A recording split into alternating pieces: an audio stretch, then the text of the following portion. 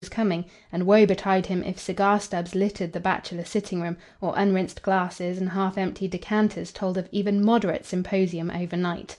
Returning that eventful morning from his office at first call for reveille, after seeing the last of Ray's gallant troop as it moved away across the dim vista of the northward prairie, Webb had been concerned to find his decanter of Monongahela half empty on the pantry table, and the debris of a hurried feast on every side.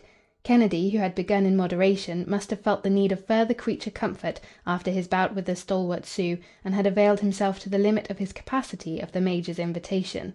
Webb's first thought was to partially remove the traces of that single-handed spree, then, refilling the decanter from the big 5-gallon demijohn, kept under lock and key in the cupboard, for Michael, too, had at long intervals weaknesses of his own, he was thinking how best to protect Kennedy from the consequences of his, Webb's, rash invitation when Schreiber's knock was heard.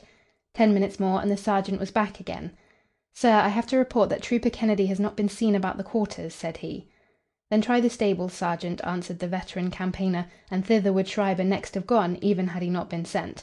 And sure enough, there was Kennedy, with rueful face and a maudlin romaunt about a moonlit meeting with a swarm of painted Sioux, over which the stable guard were making merry, and stirring the trooper's soul to wrath ungovernable.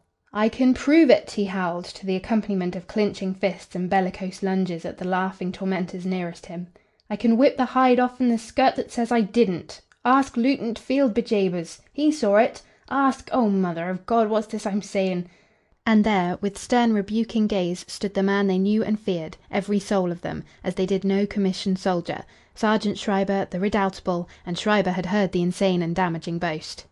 "Come with me, Kennedy," was all he said, and Kennedy snatched his battered felt headgear down over his eyes and tacked woefully after his swift-striding master, without ever another word.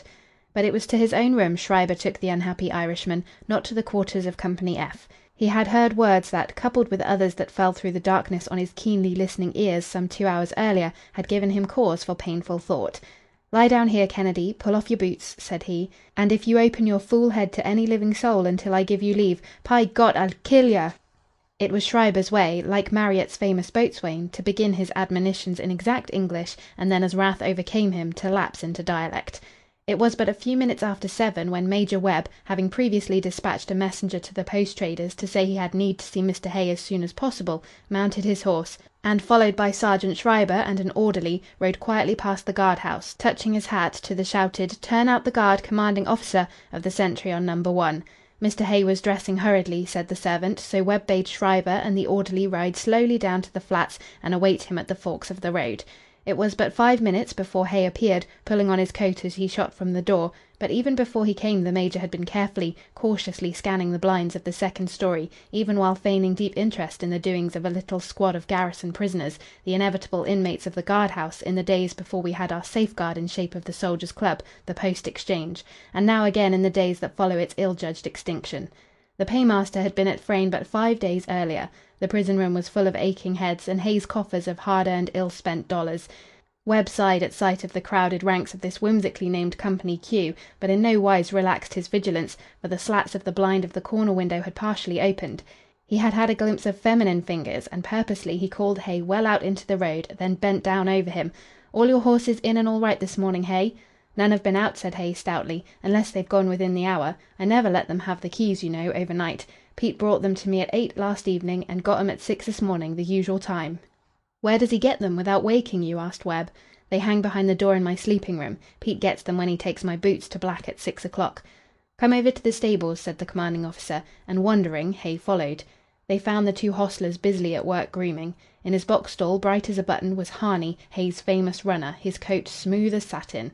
Hay went rapidly from stall to stall.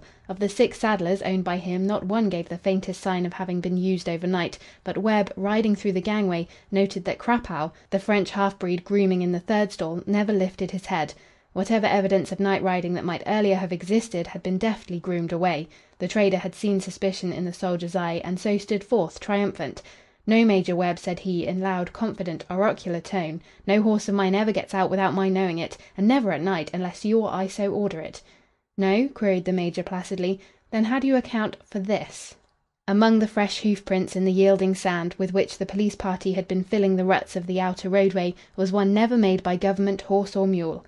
In half a dozen places within a dozen rods, plain as a pikestaff, was the print of a bar shoe, worn on the off forefoot of just one quadruped at the post, Hay's swift-running General Harney.